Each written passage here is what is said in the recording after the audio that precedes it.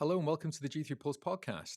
Today I'm very happy to introduce you to Jonathan Strock from JS Gaming. The reason for the podcast today really was that Jonathan's breadth of experience spans all aspects of gaming, from land-based, integrated resorts, and online, which is pretty unusual these days to get the kind of the trifecta there. So what I wanted to do today was introduce Jonathan and then really go through a whole series of slew of questions that I have to throw at him. So Jonathan, welcome to the podcast. Hi, Lewis. Thanks very much. Thanks very much for the invite. No, thank you very much for getting involved. Before we begin, as I say, you've got a kind of a very storied background. Would you give listeners an idea of your involvement in the casino sector? A bit of a short bio, if you would. Yeah, of course. I started off in the gaming industry, in the land-based gaming industry, at a company called Pleasure Armour in Brighton back in the late 70s. Okay. Pleasure Armour doesn't exist any longer, of course, but I got the bug for gambling at that point, casinos at that point. Started off as a trainee dealer, and then once I had enough experience, I did what a lot of people do, which was move up to London, to the big clubs in London. Okay. I actually started work at Playboy, Playboy casinos, which could fill a podcast with experience from that. Well, we'll have you back. We'll have you back for that one. Yeah, that's another subject. But working at Playboy, they had at the time a casino in the Bahamas, and so I thought, well, this is a once-in-a-lifetime experience. I'll go over and work in the Bahamas. So I was over there for a couple of years, which was great fun. With the Playboy Casino in Nassau, which closed down in '83, I think, from memory. Okay. So coming back to Europe, coming back to England initially, then I went out to Amsterdam to work in one of the clubs there. This was before Holland Casinos existed, of course. Right. That was quite an enjoyable experience. And then I got offered a job working in the south of France. And I thought, well, this will be a nice little summer holiday. It was just a seasonal job for 4 months. And I thought, well, go down there, enjoy a bit of the south of France, and then come back and find something more long-term in the UK. Anyway, 35 years later, I've still not finished my holiday, but I've managed to do quite a lot of things with my time in France. And I worked up from being inspector, manager. I became general manager of the casino in Marseille has 3 casinos just outside it. There's nothing actually inside the city. I was general manager of one of the casinos just to the west of Marseille for a couple of years. And then I moved up to head office to look after IT. This is a long time ago. I couldn't take over IT now, but I was putting in the first IT systems in the casinos for the group in France at the time, actually getting down and doing some of the cabling as well. All right. Okay. So then I moved on to the slots side, as I had quite a bit of experience in the slots, and started doing analysis with a background in maths and statistics. Okay. And ended up running the slots for, it was a group Barrier I used to work for, which probably is still the largest casino company in Europe in revenue terms, not in numbers. Okay. There are other groups that have more casinos. But I was looking after about, at its peak, it was 42 casinos, 42 slots rooms, and about 9,000 slots we were running. And that lasted for quite a while, up until, I think it was 2006, 2007, when the group decided they wanted to be online, which was up and coming at the time. And so I moved from the slot side to the online side, setting up and running the online side and getting 2 licenses from Malta. It was a class 1, class 4 casino and poker licenses. That must be fairly early days. Was that unusual at the time to be doing that in Malta? It was very much early days. The company being, this is probably something we might get back to later, but the company having Mm, 42 casinos was very, very careful about regulations and having licensed operations wherever it had activity. It wasn't willing to go into any grey markets or black markets. yeah, And a lot of the time, at the time, there was a lot of, say, grey market activity, primarily because in 2007, most European states and states, the rest of the world, didn't have much regulation. Malta was right, probably the primary location for having licenses at the time. Alternatively, there was places like Curacao, Kanawaki, but which were considered as being less serious. Malta was in the European Union. It had a proper regulatory body. It had proper licenses. It had proper oversight. So that was the natural place to go to at the okay. time. Okay, so sorry, I got you off track with your the history of things. So, so after setting up in Malta, what was next for Barrier? Well, we had the licenses in Malta. Our customer base was in the UK. We had a very innovative 3D offer, which was probably a bit ahead of its time because we didn't have the network capacity, didn't have much fiber optics, and it was a massive downloadable uh, program, and it just didn't really work out. Okay, And at the same time, France was looking into regulating sports betting, horse racing, and the poker sector. And Barrier decided to do a joint venture with Francis des Jeux, which at the time was, and probably still is, one of the world's largest lottery firms. yep, Uh, France and Malta had a bit of a dispute over the fact that Malta was issuing licenses at the time, and it became clear to Barrière and the Française des Jeux that to operate in a regulated French environment, we'd have to give up our Malta licenses, which was a bit of a shame. okay, And so we stepped out of Malta at that point to concentrate on France, on poker. okay, Now, poker, as everyone knows, is a little bit specific. You need a large volume of customers to have a liquidity to make the product work. And we had difficulties in that. Tax is high, as is often the case in France, particularly in gaming circles. And so we obtained our licenses under the name of LB Poker. We ran it for about 3 years. What we found out was the old companies who had been in the French grey market stayed, obtained licenses, and had all the important market share after the issue of licenses. So the strategic decision was made to pull out of the online side at that point. okay, And I went back to the group Barrier and I took over international casino development. This was 2013, and I got a call one day, it was about early 2014, and saying, well, Japan was looking to open up. Would that be of interest to us? I said, well, yes, definitely. Certainly would.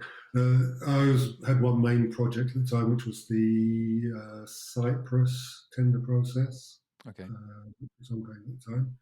And so from 2014 to 2020, I was spending about 80% of my time on the Japan project, going to and forwards to Japan about once a month for 5, 6 years, which okay. was pretty hard work because it was a 12-hour flight followed by an 8-hour jet lag and doing all it got That's really really, brutal, yeah. yeah, it was really tiring, but we had really good results from that. Because at the time, my first trip was just to look at Tokyo and estimate if there was a possible market from there. Result of that, yes, there's definitely something worth looking at.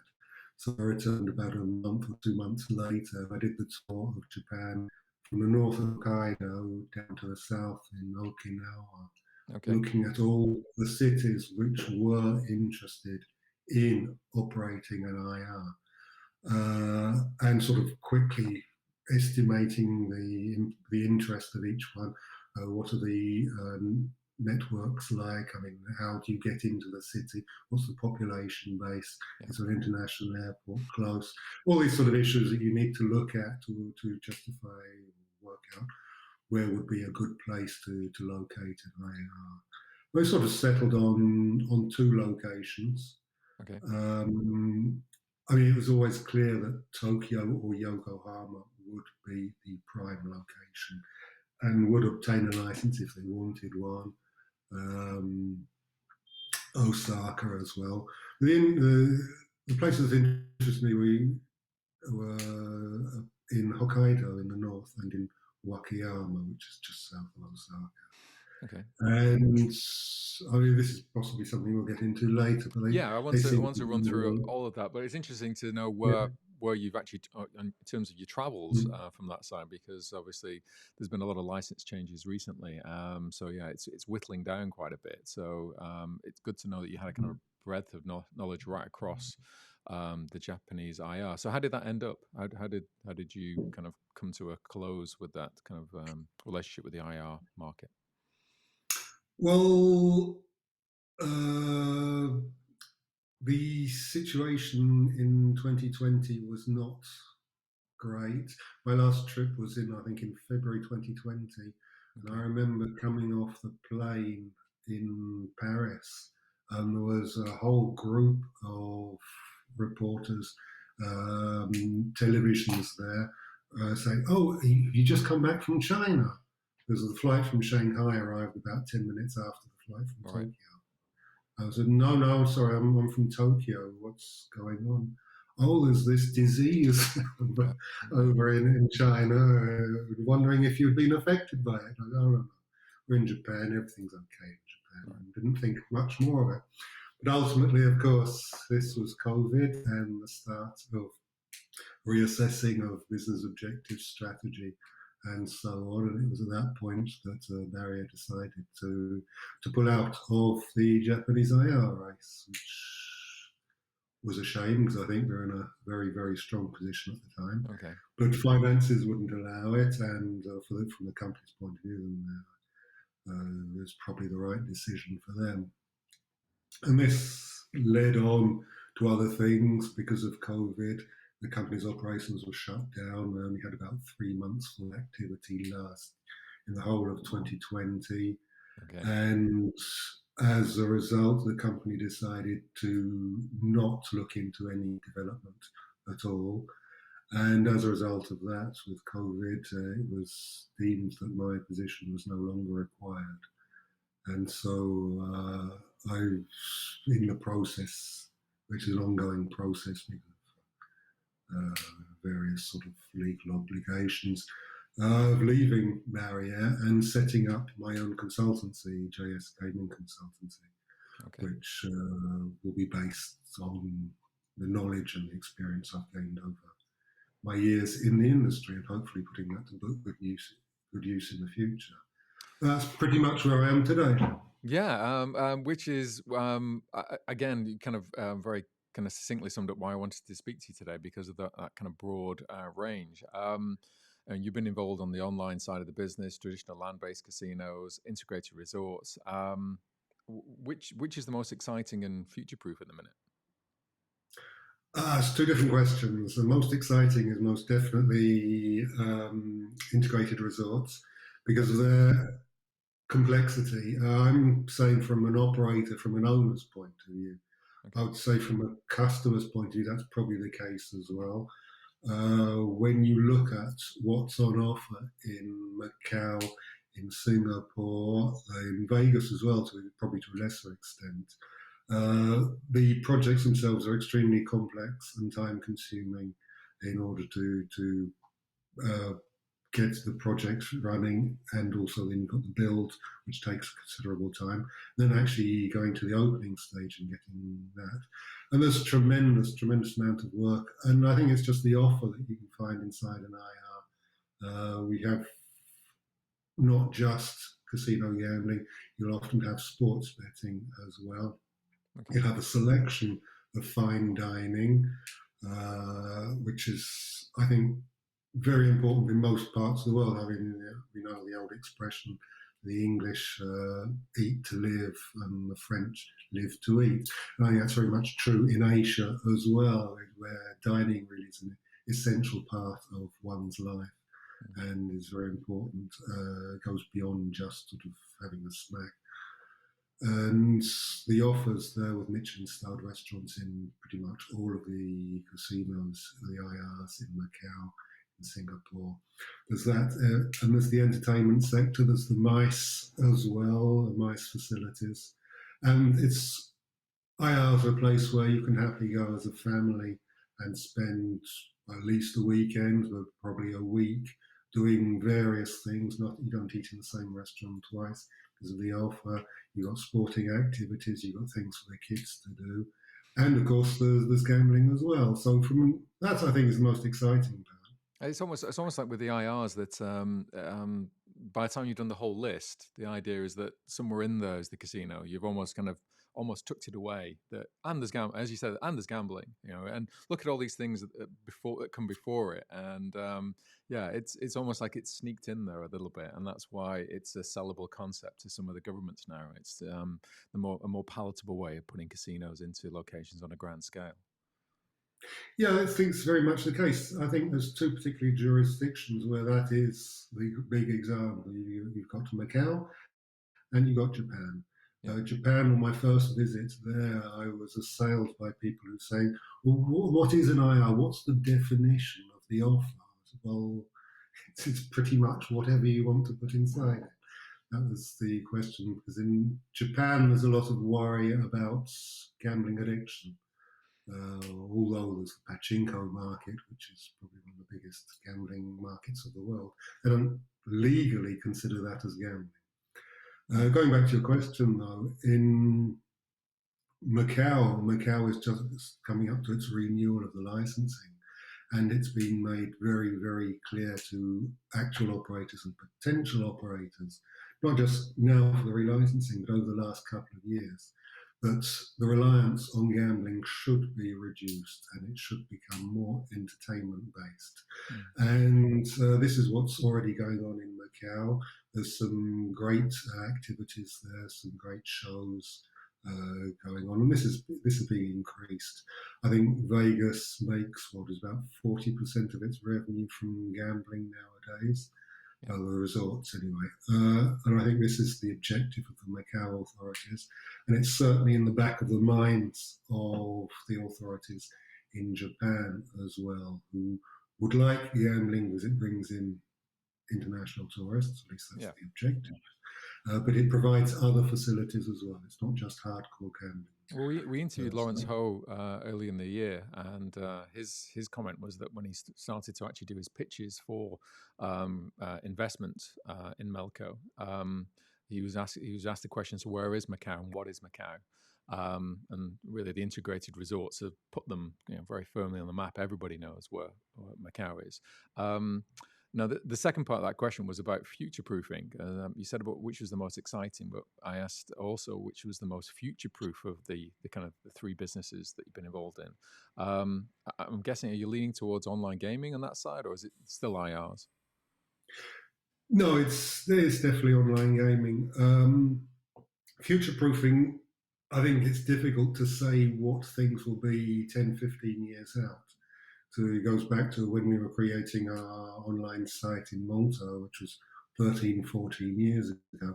The difference in what's available now is absolutely incredible. I think what's made that difference was the telephone capacity from the iPhones, because internet was popular, there was Facebook. It didn't have the same levels of reach as it does today. So for future-proof, let's stay within a 10-year future.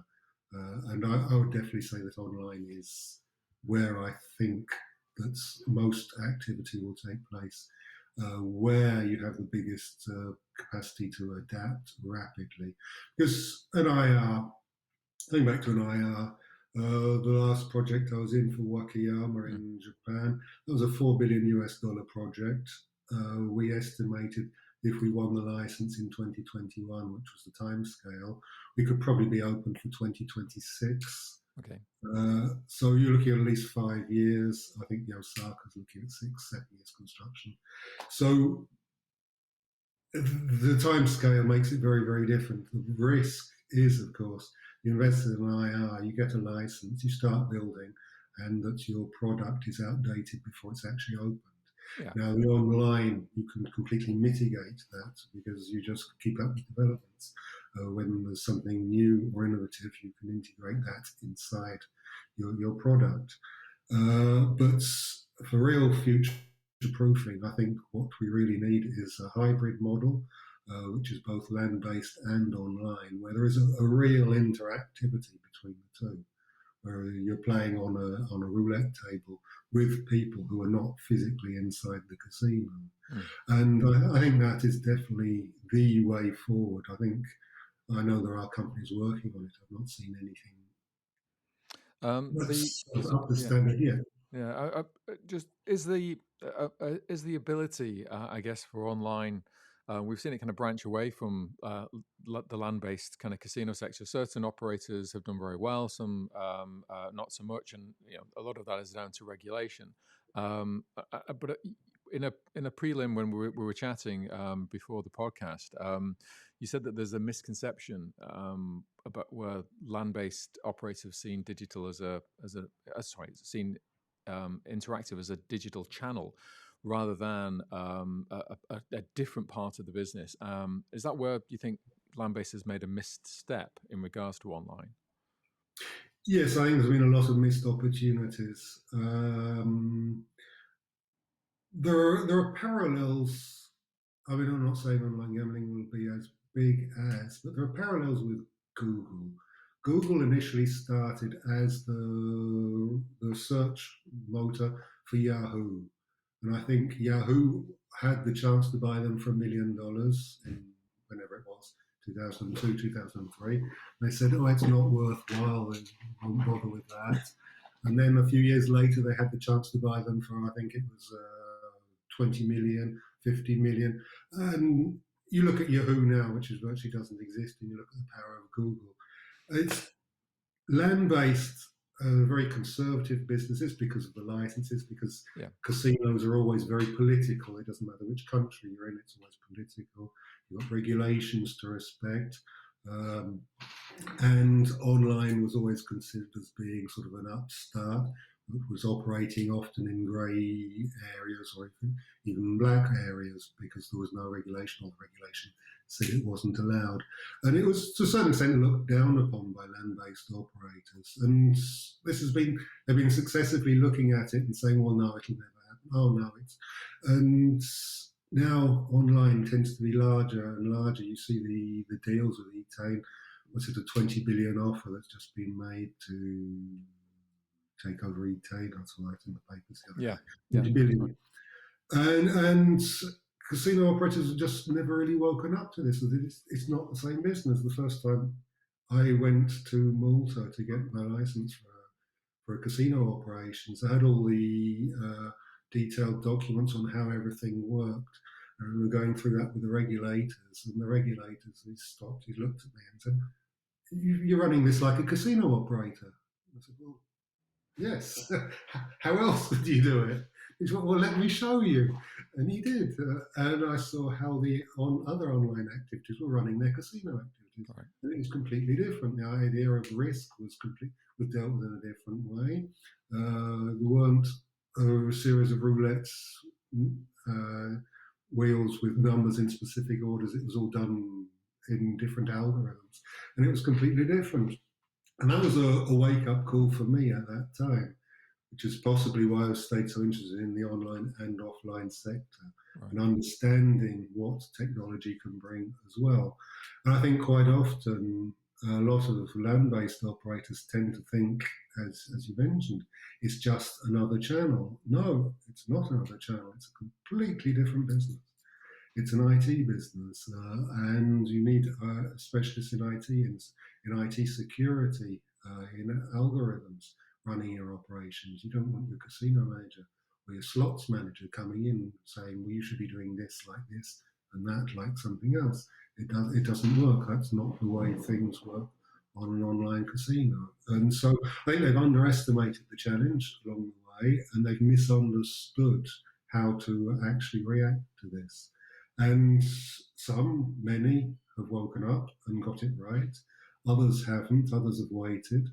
And there's still a lot of companies who are not in the online sector, possibly because they're afraid of it now. The technology has grown, and people's understanding of technology has got sort of smaller and smaller as it's become more and more complicated. And so they left it out initially, and now they're having trouble catching up. And was it regulation that kind of was the big I don't know, roadblock to that, or was that used as a means for not to actually investing the required amount to actually create a brand online, create a different channel for themselves, and sufficiently resource that? Was it not seen as something to be investing in, or was legislation really the kind of the block for that?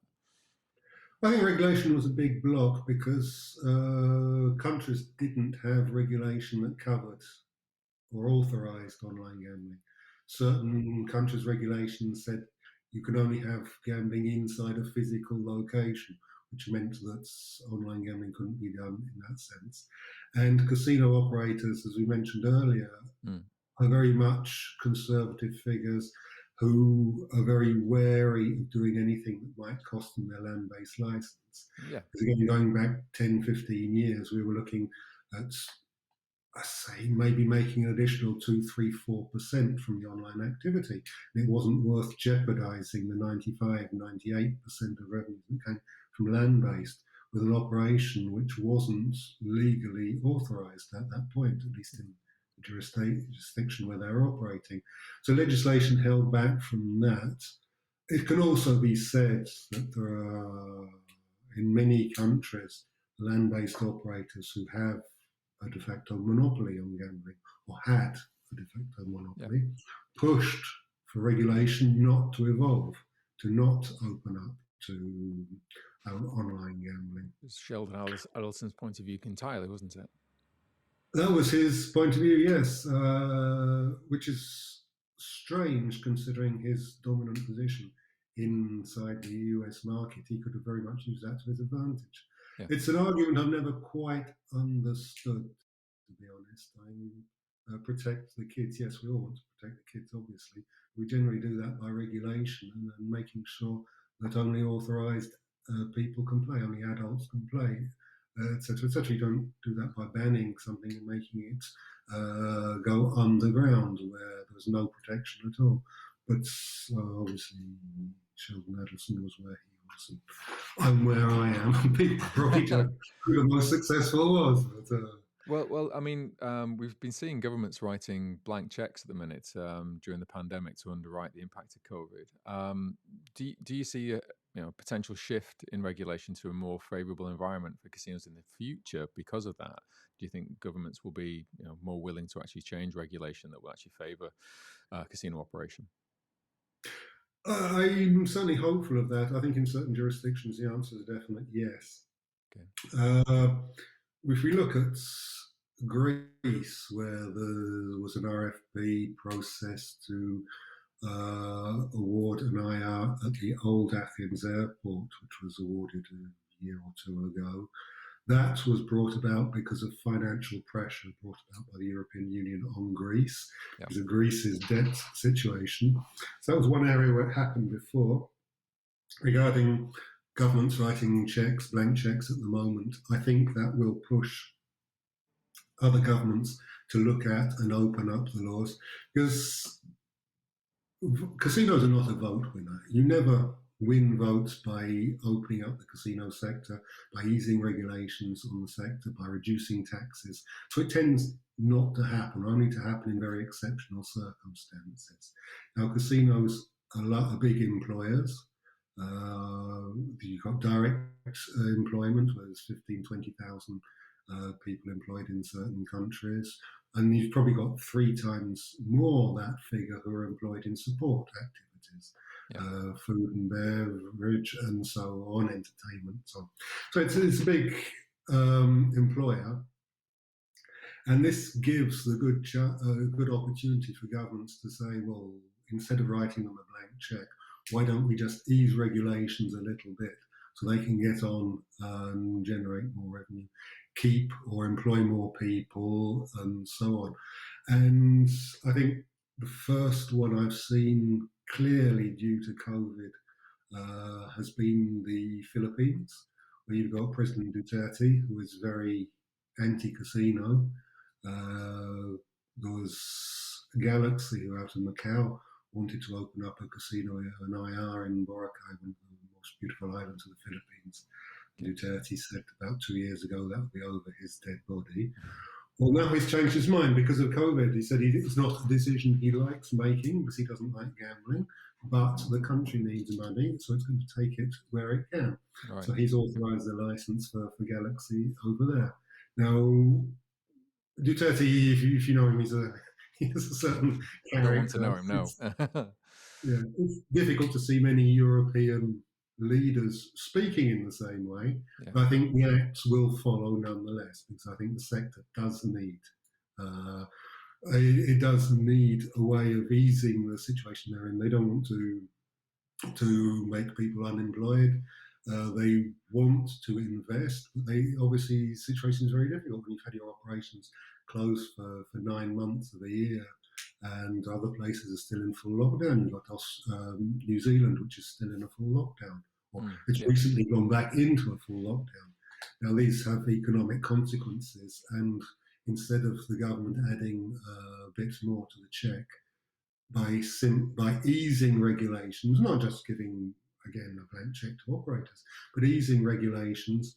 You can look at specific activities, perhaps, or authorise more slot machines in the UK, authorise casino gambling online in France. Every country has its own specific nature and specific regulations, but I would expect a lot of countries to ease up on regulations over the next, well, probably over the next 12, 18 months to try and improve the situation. We've obviously had the pandemic have a devastating effect on land-based in 2020. Online benefited from that in many ways, and I just wondered how much of a threat is the kind of traditional land-based casino model under at the moment? Not just to operators that haven't diversified, but I guess the concept of a land-based location that you visit as a retail environment with tables and slots. Do you think there is a jeopardy there now? Very much so. I think when you look at the different offer, each country has its own regulations, its own specific offer. When you look more at the European offers, I think they're all very much in danger for various reasons. Look at the UK sector, we've got, I think it's 170 odd casinos. The offer, in my opinion, with few exceptions, is not particularly attractive. I mean, you have the Hippodrome and you have the rest. Well, ignoring the ambassadors and the ultra high roller markets. Now, a lot of these operations are essentially table gaming with 30 or whatever slots added on, some sort of dining facility and a bar.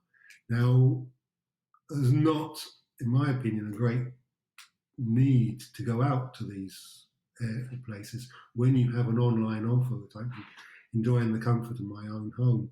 I was looking back at the effects of smoking bans on gambling, and I think the average figure was a loss of around 20 to 25% of revenue from a smoking ban, which is actually massive. When you think about it. Now this has been lost and not come back. You look at the online from after COVID or whatever. A lot of people have found the offer of online casinos. They find it's legal, it's trustworthy nowadays, and why not? It's comfortable in your own home. You can eat and drink and do whatever you want, and gamble at the same time.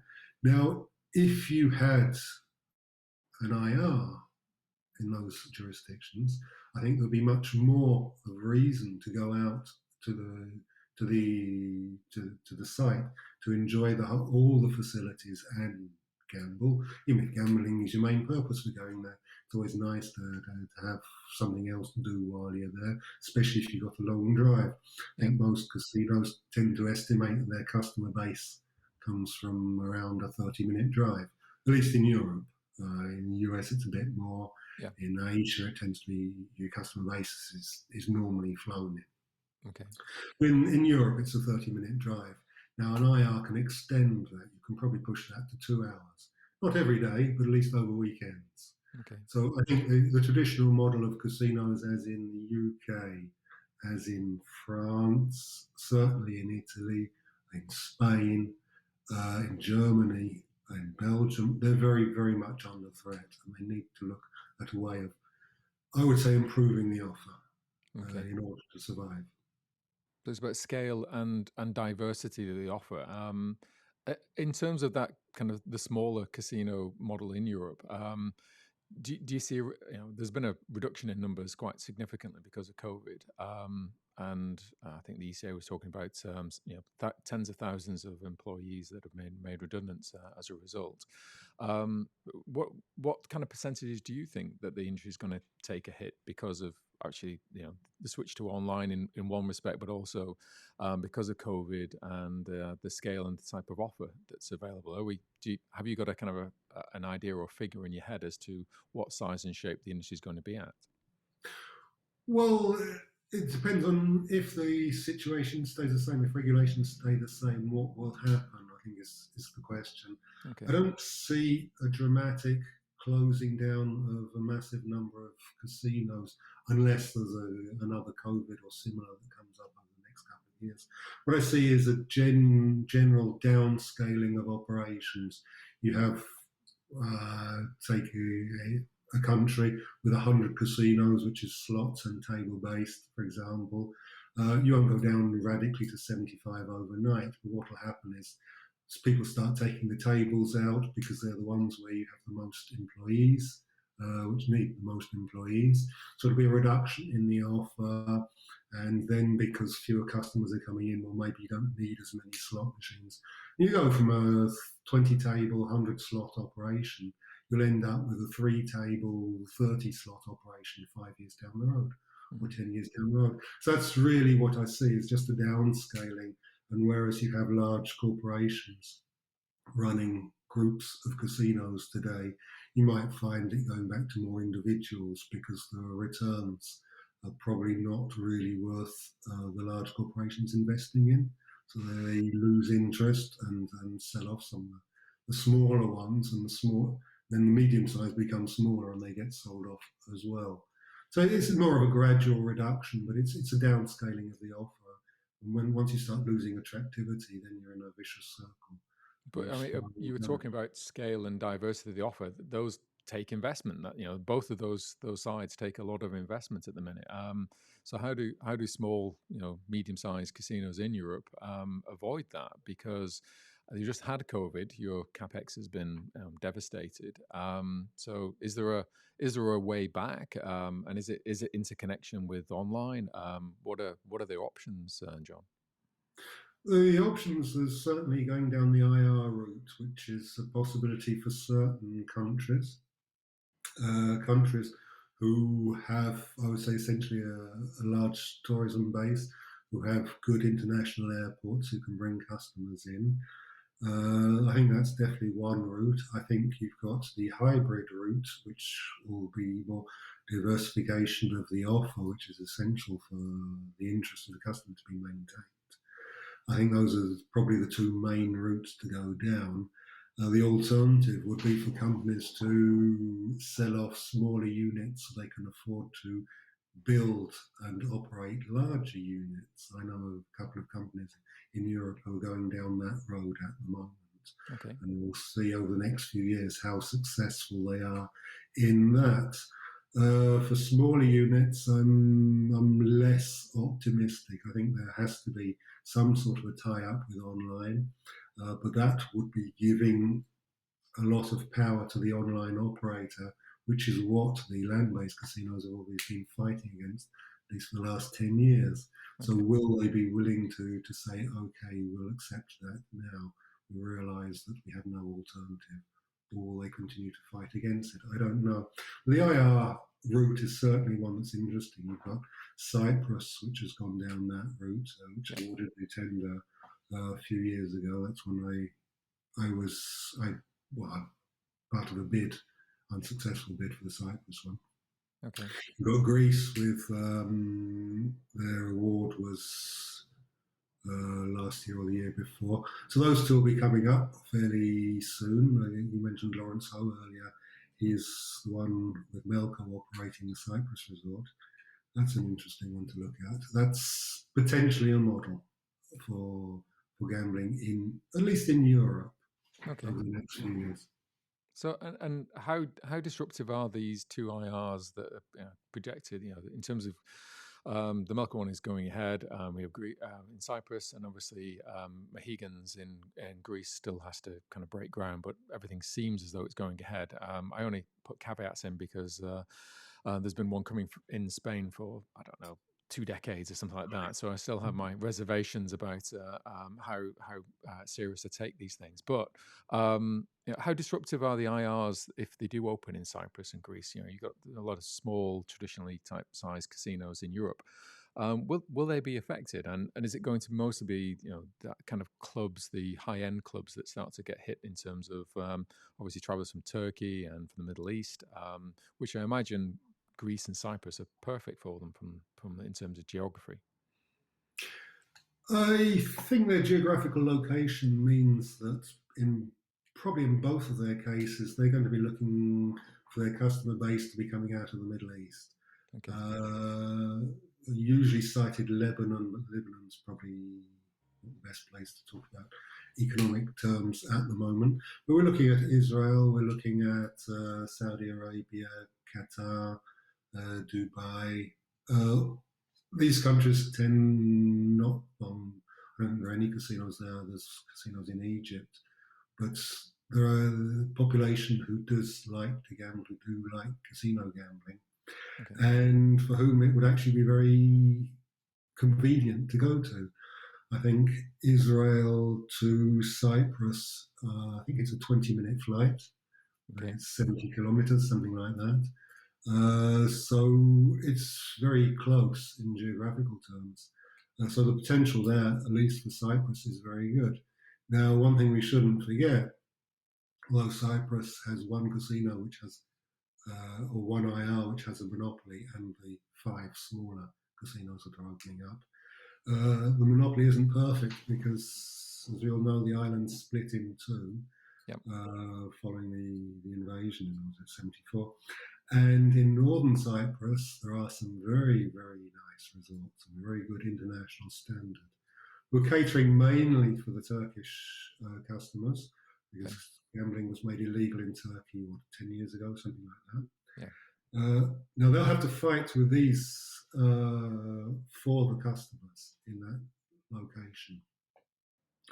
I assume they've done their homework and they'll be concentrating more on the Middle East, Saudi Arabia, and Israel more than the Turkish customer base. But Turkey's an interesting one as well.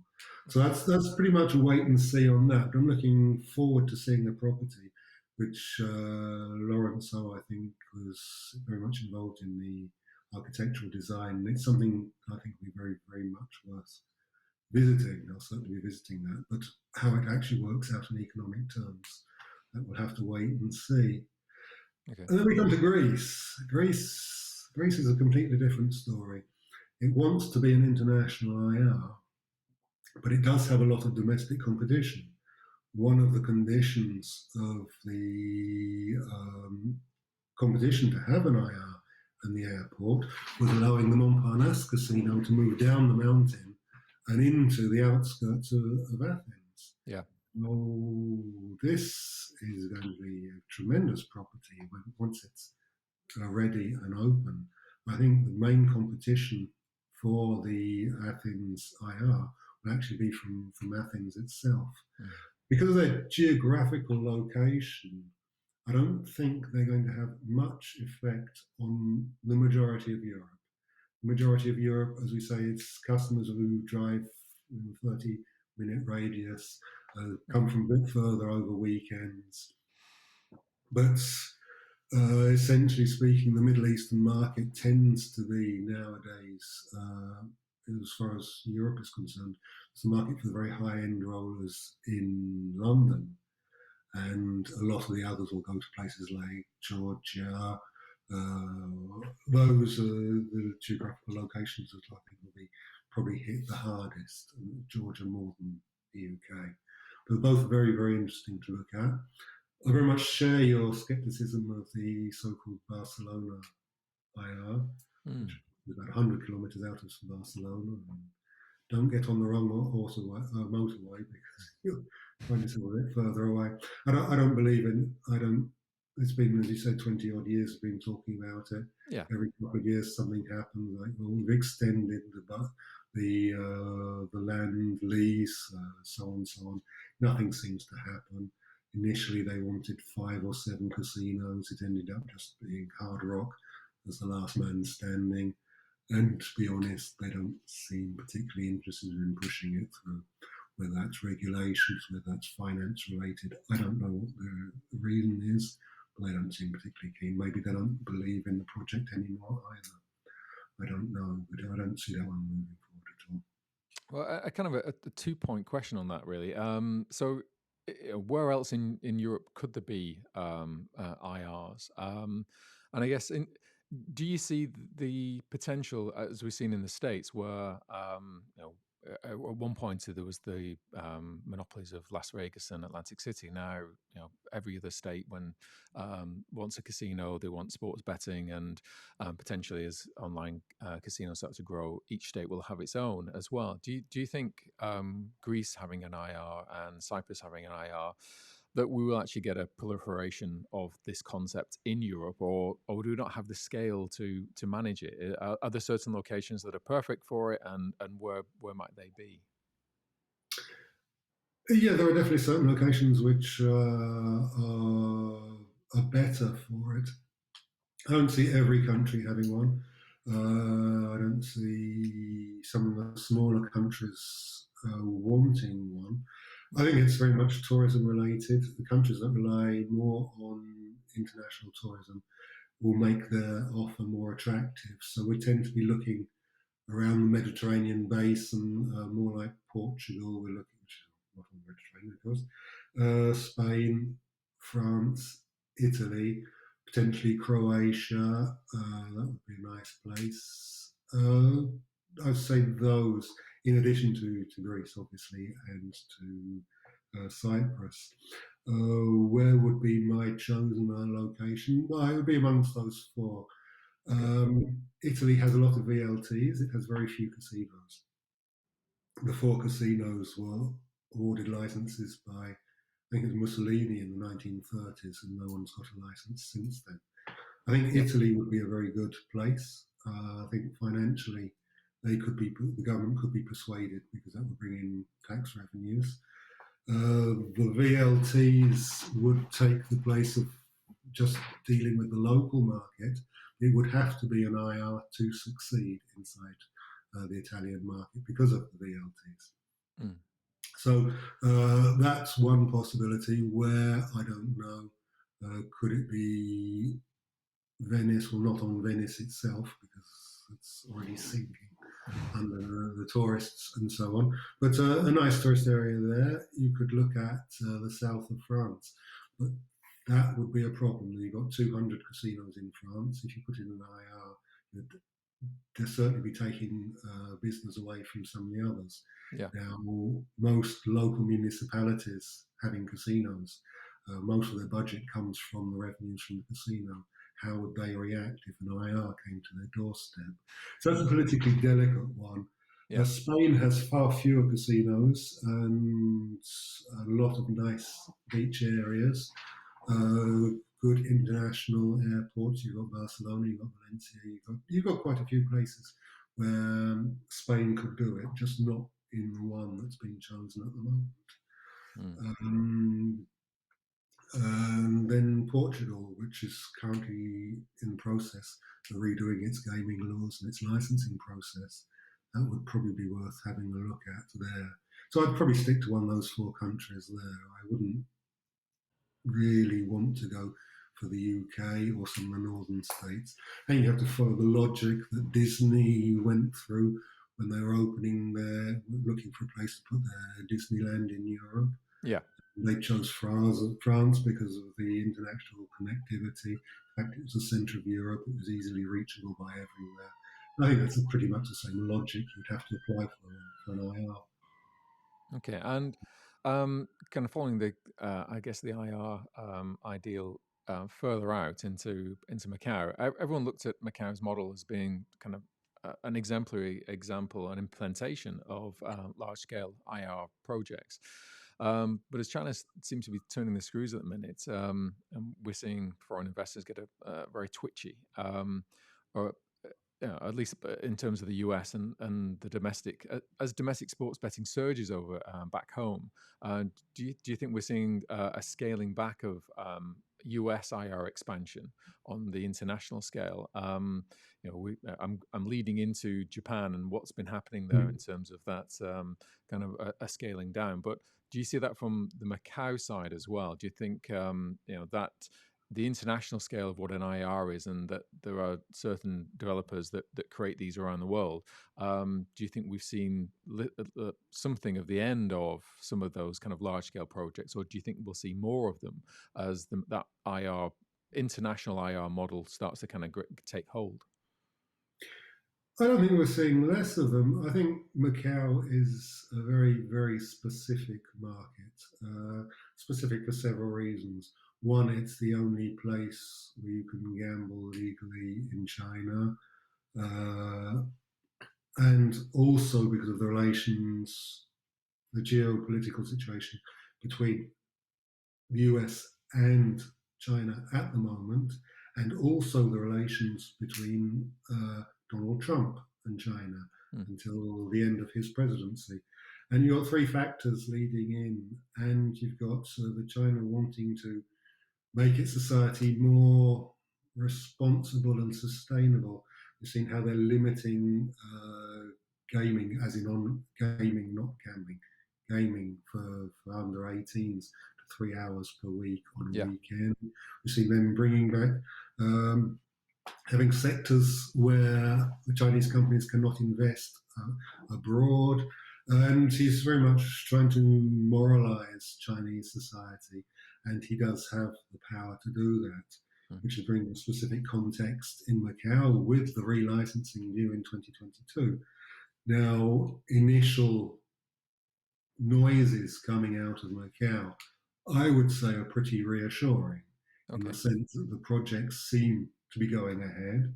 There's some noise came out of SJM, who are the historic monopolist up to the opening in 2002, saying that they expect licenses to be awarded for 10 years. Current licenses were 20 years, but there was no infrastructure. The Cotai didn't exist, there was no hotels or casinos, everything had to be built. So investment had to be paid back. We're not in that situation now with renewals because the buildings have been built, they exist. Yeah. So we can look at a different model going forward, so we can have a shorter time scale. And a lot of what's being proposed, or the noises coming out of Macau at the moment, what's being proposed, are reasonable. I think what's upsetting most people is the idea that there'll be someone from the government overseeing operations. I think this is very much a worry. But again, I don't think this is what is intended by China. China doesn't want a man standing over every black or baccarat table watching what's going on. What I think worries China is money laundering.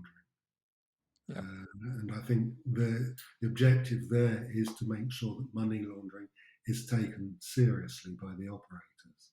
And I think junkets will find it a lot harder to do business in Macau under the new regulations. I don't think they'll be banned, but I think they will have considerable restrictions imposed on them, which means ultimately that there'll be less very high-end customers and more mass customers, which will make the offer more sustainable in the long term. Yeah. Now, getting back to your question, does this mean the US are going to pull out? Well, there's Macau, there's Singapore, and there's Japan. The Americans certainly will not be pulling out of Singapore. On the contrary, they're investing massively. They had an extension to their license approved last year or the year before. Japan. What's going on in Japan? When I started looking at Japan in 2014, you had every major gaming company in the world interested. Yeah. You had Sheldon Adelson saying he'll do it alone, he'd put in whatever was needed. Lawrence Ho said he would spend whatever needed to be spent to get a license.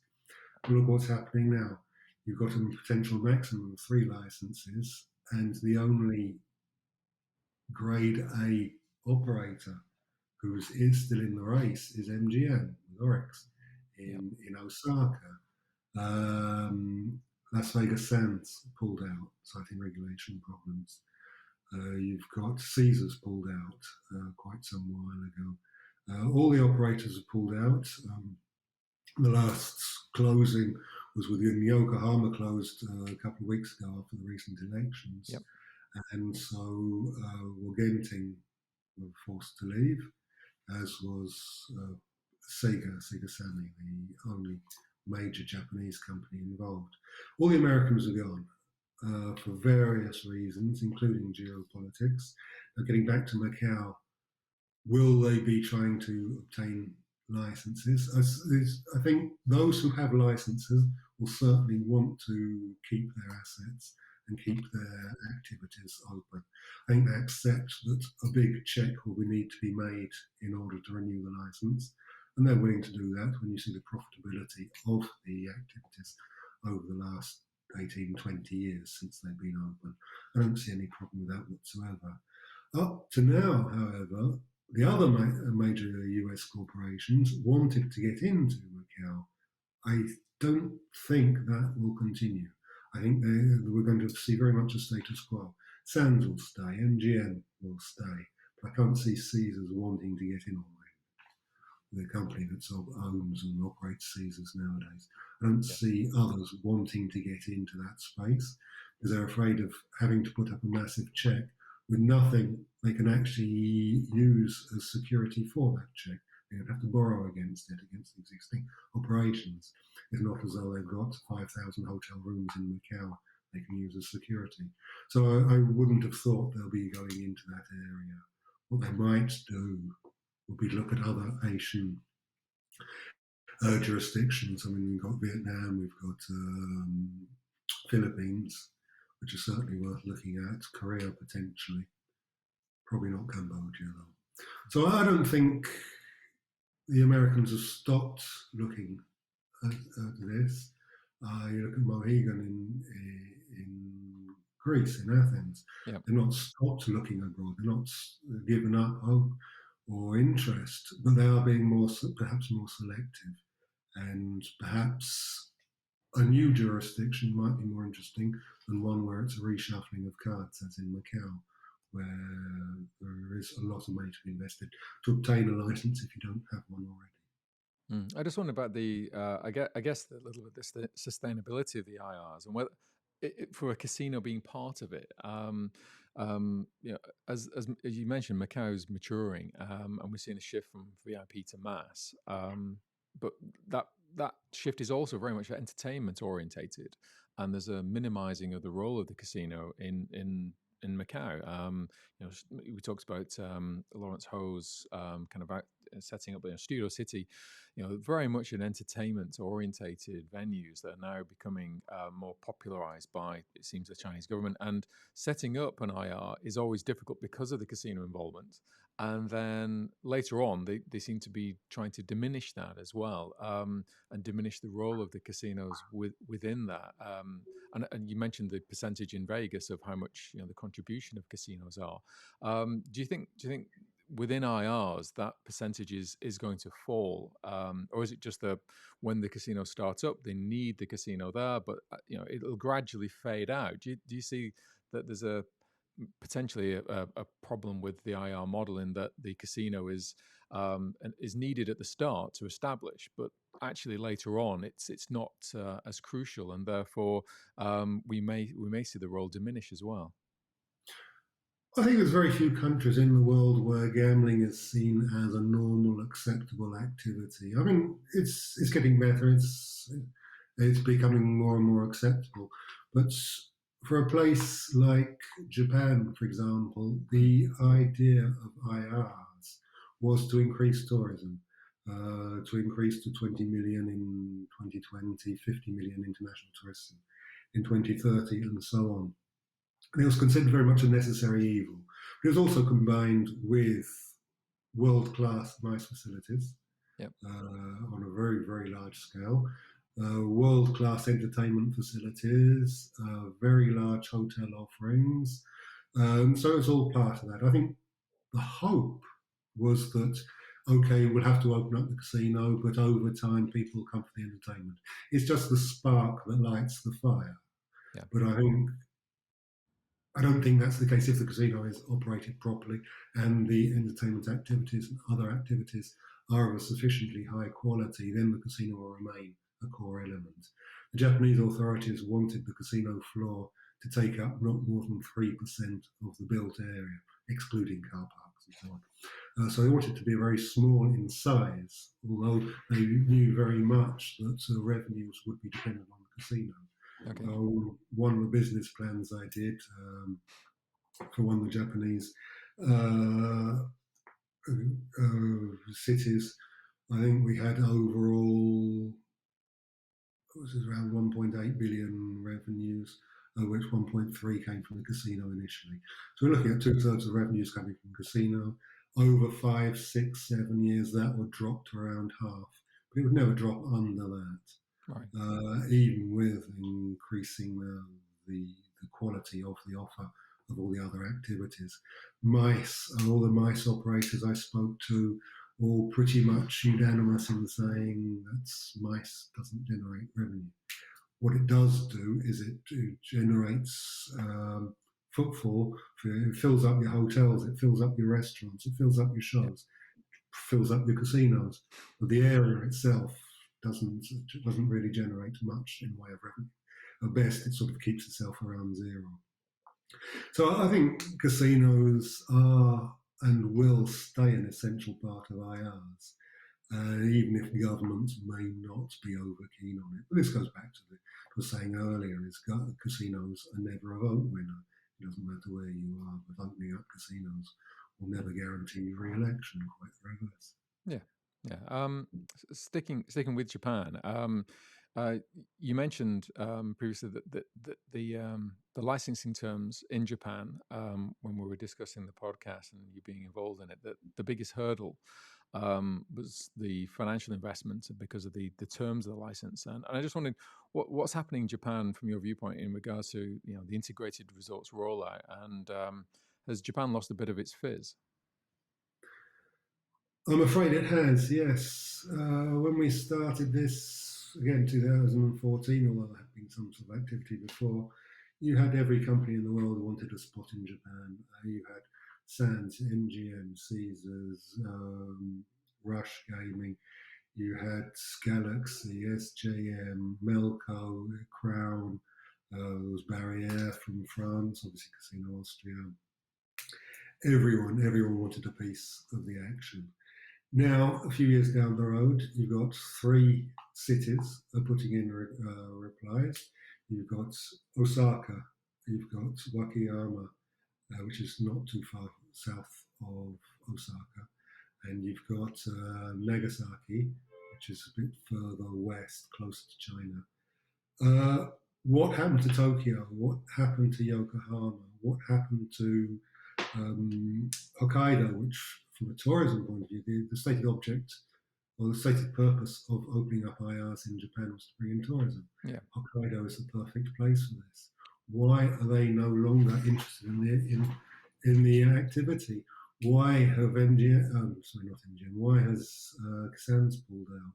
Why Lawrence Ho pulled out? Why has everyone pulled out? I think the Japanese government looked at the international interest, rubbed their hands and say, we can do whatever we want with the regulation because so many people are interested without empty checkbooks that they'll do whatever we require. Right. I think they overplayed their game a little bit, particularly in one specific area. I think most details in the regulations, they're acceptable. Put together, that's not very business friendly, but perhaps it can be acceptable. There's one thing that has, in my opinion, has gone too far. It's the obligation or the requirement that a license will only be awarded for a 5-year duration, and that the prefecture in which prefectures are sort of the geographical area that governs the process. The prefecture has to pass through its assembly a renewal, every single renewal, which then goes to Tokyo for approval. So you're looking at a 5-year license. What happens if the government that awarded you their license loses the next elections? Are you out? Possibly. Yep. Now, the problem is the project I was looking at was a $4 billion project. The one in Nagasaki, I think, is a bit more. It's $4.5 billion. And the one currently in Osaka. That's nine billion, isn't it, with MGM? Today it's 9 billion. It oscillated up to 13, 14, at which point I think MGM. Oh, wow. Okay. It's been renegotiated. It's around 9. Yokohama was around the same. Anyone wanting to do one in Tokyo would probably be looking at 15 billion. Now, this money has to come from somewhere. Obviously, a company has its own funds, which are relatively limited in what they can put in, and the rest has to be borrowed. Now, when you're borrowing, the bank or the lenders, the consortium of lenders, are going to want, obviously, to be repaid. And unfortunately, they'll generally want to be repaid under the duration of the license. Now, when you're looking at a 20-year license in Europe, you're looking at an eternal license in the UK or I think in the US, subject to not losing it for silly reasons. You can borrow for large amounts of money. When you've got a 5-year license and banks are requiring repayment of extremely large sums in a very short period, it no longer becomes economically viable. I know that when I tried to make our projections work on a 5-year payback, the whole model just falls apart. And I'm assuming that others have come across the same problem. Right. And I think that is the key element. Now, is all lost? Probably not. I mean, looking at Japan, you've got Osaka, which is always a shoe-in because of its economic power. It's the third largest city in Japan, isn't it? It's the third largest city in Japan. The largest is Tokyo. The second largest is Yokohama. Yokohama and Tokyo actually touch. They're neighbours. So you could say it's one massive urban area. And the next largest urban area is Osaka. It's financially extremely rich, very powerful. The Tokyo government couldn't say no if Osaka wanted an IR. Now you've got Nagasaki and you have got Wakayama. Neither of which have the large population or the economic power of an Osaka. I don't honestly see both of them being awarded a license. I think the government will probably keep one license in reserve in case Hokkaido, for touristic purposes, or Tokyo change their mind in the near future. Because the law doesn't allow for any other casino for at least 7 years after the opening of the first. Okay. First one was in 2027. They couldn't extend to 34. So I think they'll keep one in reserve. So the fight today is very much between Nagasaki and Wakayama. Okay. Now, a lot of water's gone under the bridge over the last year or so. The person behind this regulation, it was Prime Minister Abe who pushed, but it was very much a pet project of Suga, who was the cabinet secretary. He was sort of Prime Minister Abe's enforcer at the time. Yeah. He is, of course, now Prime Minister, and he will no longer be Prime Minister in 2 months, which does give a perfect opportunity to look at the laws.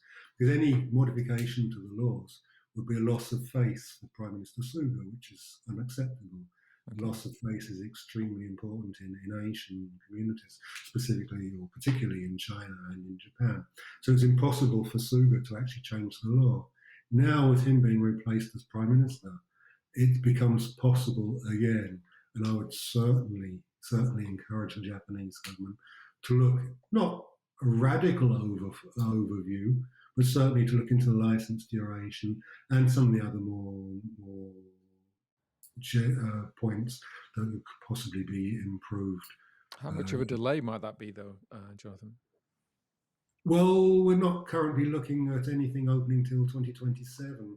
I think it's probably worth waiting to 2029 to have a decent, profitable series of IRs rather than one opening up in a bit of a shambles and perhaps people not investing the required amount of money because they have to pay back, because they have problems with the banking paying back. So they start scrimping and saving a bit rather than looking for world-class offering that the Japanese resorts always should have been and had the intention of being.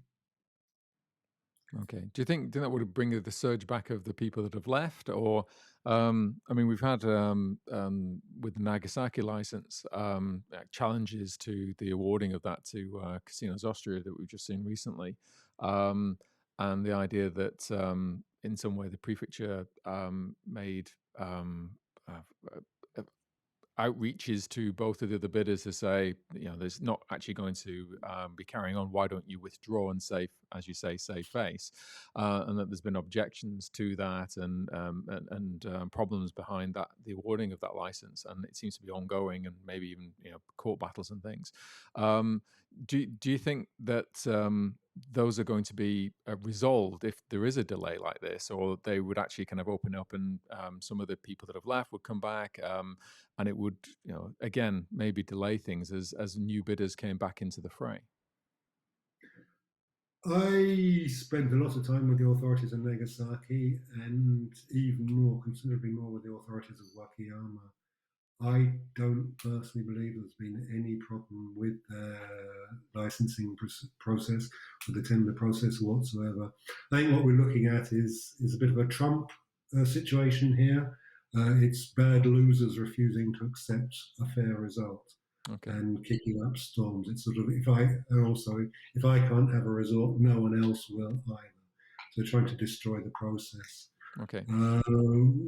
I have absolutely no questions whatsoever about the honesty of the authorities in Nagasaki and Wakayama. I think they're perfectly honest. I think they've run a very, very thorough licensing campaign. Now, if laws were changed, would companies come back? I would say most definitely yes. Casinos are fairly small business worldwide. People tend to know people in other companies. I met a lot of people, a lot of American companies and Chinese companies when I was in Japan, and also was in the Philippines and Vietnam. We met quite a few there as well. And generally speaking, the question is if some of the key elements of the licensing conditions were looked at and modified, we would be straight back on the plane, no hesitation whatsoever. And this is coming from some of the very largest American and Chinese companies. Okay. They'll be straight back without the slightest shadow of a doubt. But there are elements that need looking at. Okay, and so if it does come down to Wakayama and Nagasaki, who's the winner there, Jonathan? Well, I pretty much in 2014 on my big tour of Japan decided on Wakayama. I think Wakayama is the best place for several reasons. One, it's half an hour from the Osaka airport, which is one of Japan's largest airports. It's an international airport. It's 2 hours flying time to Shanghai. Very, very good access. The local government is very, very much behind the project. They are very well connected in Tokyo. Okay. The Secretary General of the LDP, the ruling party, is from Wakayama and still represents in Parliament the Wakayama area. Right. Okay. Yeah, I was going to ask if And it makes an operator sense or if it makes a political sense, and how much will politics play in the role? it makes political sense. It also makes economic sense because Wakayama is trying to think of a place that's similar. Wakayama was a big steel town, and it lost its. Nippon Steel closed down in the 80s, I think, when they moved out to Korea, and there's been industrial decline ever since. Osaka's only about an hour away. So all the younger people are moving to Osaka to live. They're moving away from Wakayama. So it's very much essential for the existence of Wakayama to have a project that's of international standing, to bring in tourists, to bring in investment, to bring in jobs. This is very much essential for Wakayama. And then you look at Nagasaki, the project is about 2 hours from the nearest international airport, which is a long, long way from an IR. There is a domestic airport at Nagasaki, but I'd say it's a domestic airport. It'd have to be upgraded to work with international carriers. Nagasaki is closer to Korea, but is it Korean customers that they're looking for? Not Okay. so much. Essentially, the Chinese market. Yeah. Korean market's nice, particularly as Korea has essentially foreigner-only casinos, with one exception.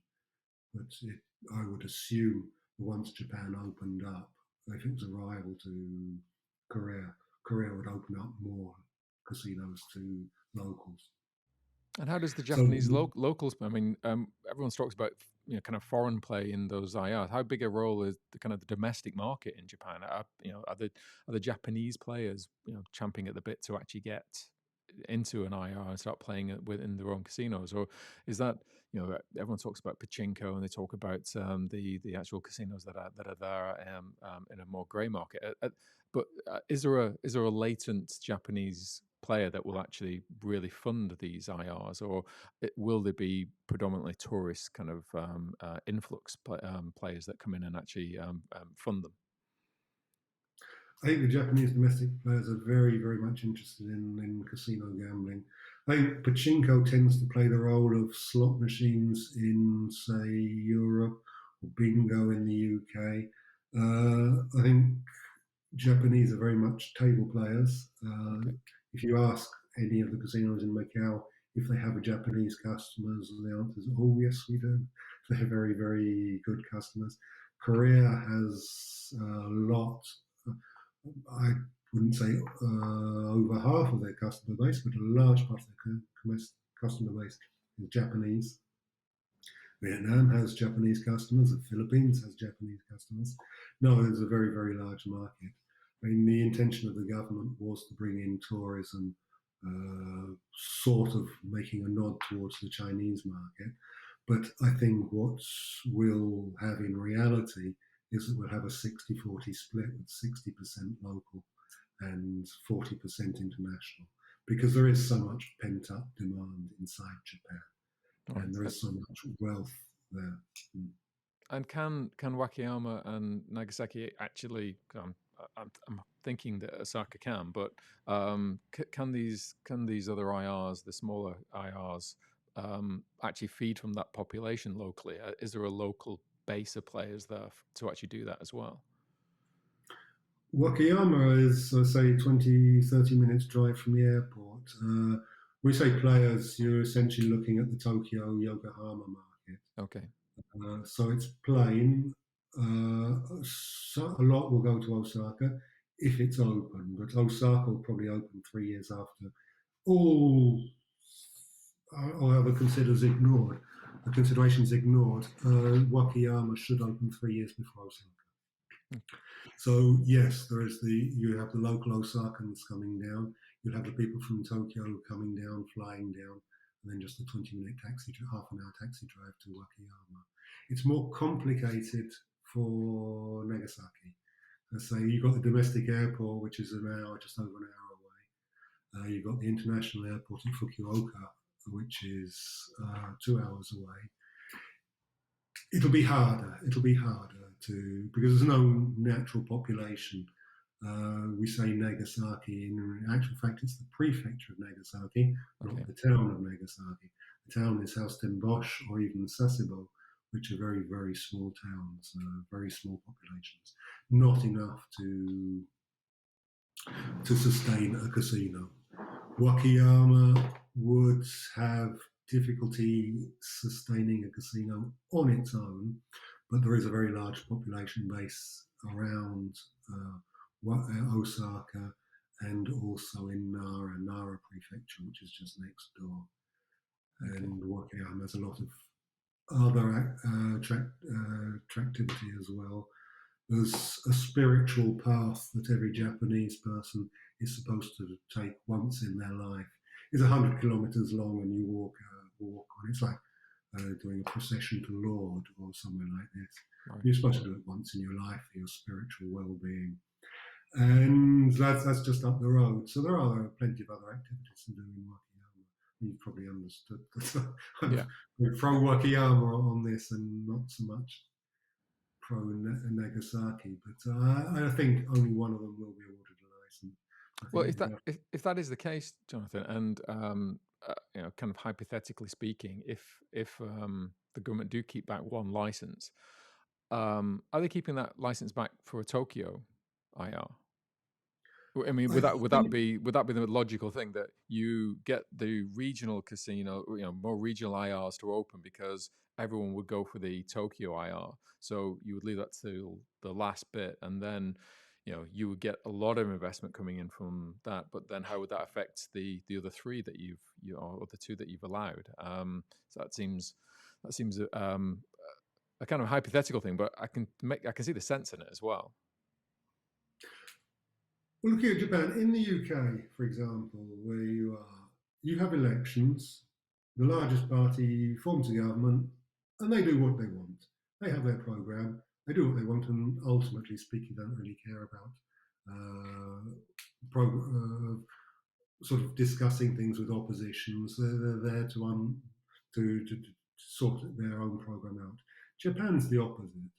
Japan there's one party has ruled since 1945 with one brief exception of 2-3 years, a couple of years back. Japan is where everyone agrees, and until everyone agrees, nothing gets done. Now, Tokyo has been hesitant to what they say is put their hand up to request an IR for political reasons. The governor of Tokyo is an ex of the LDP, the ruling party. She became a dissident to stand for power in Tokyo, but she's unofficially supported by the LDP. It is very complicated. She's been very hesitant to ask for an IR. Okay. It's commonly believed that Tokyo does want one, but it doesn't want to be the first to have one. Yeah. So there'll Okay. be sense holding one back. So I would assume the government will definitely hold one back for Tokyo should it want one. And then if Tokyo says, look, give it to someone else, we're not interested, which is pretty unlikely, in that case, they would probably want one to go to Hokkaido, which has said this electoral cycle, no, maybe sometime in the future, 5 years down the road. Now, that would bring Hokkaido back into the game, but it would require Tokyo to say, no, we don't want one, Okay. clearly. Okay. So, kind of a wrap up as we've gone through lots of different kind of subject matter, and I think we're clipping in at about an hour and a half now. So I'll wrap us up with this kind of final question, but it's a kind of a more emotional one, I guess. Are you optimistic about the kind of the future of casinos at the moment? Having all the kind of the pressures that we talked about pandemics and focuses of politics and the model changing and the sustainability of small scale casinos. Are you kind of do you still feel as though there's a rosy future for casinos, or is there a general kind of pessimism about what's happening right now in the casino sector? Well, I'm an eternal optimist. I've spent over two-thirds of my life inside casinos in one capacity or other, whether it be tables, slots, online, IRs development. And I'm very much confident for the future, but the future will not have the same shape or form as the past has. I think a lot of smaller casinos will ultimately end up closing down or becoming slots halls. I mean, my definition of casino includes table games. Yeah. So, as far as that's concerned, yes, I am confident. But I do think that IRs will become an essential part of the landscape over the next few years. I think people are looking interestedly at what's going on in Cyprus, in Greece, saying, will that work here? They've seen the models working to a certain extent in Vegas. They've seen what's going on in Asia, where everything is very much IRs, and business really is booming, apart from COVID, of course. And there's an acceleration, at least in Asia. I mean, the areas I know best are Europe and Asia. I've looked into Africa briefly. I've looked into Latin America more than North America. But IR for me is very much the way to go. And in that sense, with a hybrid model combining online and land-based retail casinos, I think there is a rosy future, but it needs an entertainment element. It does need other activities. I don't think you can just open up a casino with tables and a bar and hope for it to still exist in 2030, 2040. I don't think that'll be the case. But for an IR, series of IRs, larger casinos, I say you do have a sort of a model in the UK with the Hippodrome, which is more about entertainment than it is about gambling. I think that's a model that's very, very worthwhile looking at and can be expanded in other areas. I think that would be a good model for Holland, for Belgium particularly. I would like to see more larger casinos in France with more entertainment facilities. And I think in that sense, yes, there is very much a rosy casino, but there is modification to the basic business model that needs to be done. And that entertainment has to be the center of things, even if the casino element has to be moved a little bit to the side. Okay. Well, I mean, in terms of setting up a potential future podcast, there's probably two there. One about the hybrid casino, and I will return back to your days at the Playboy Casino and the stories that you could have from there. But yeah, I just wanted to say thank you very much for taking part today, Jonathan. I'm really interested. I know it's been a long conversation, but I haven't felt that it's there's been any fallow periods in there. I enjoyed the whole chat with you, and yeah, thank you very much for participating. And I hope to speak to you again soon. Thanks very much for inviting me. It's great fun. It's very interesting. I mean, you've got some very, very interesting questions there. And as for the Playboy part, I'll make sure that my lawyer is available as we discuss that. Very, very, very wise, very wise. And yeah, but thank you for your time today, Jonathan, and I'll speak to you soon. Thanks very much. Speak soon.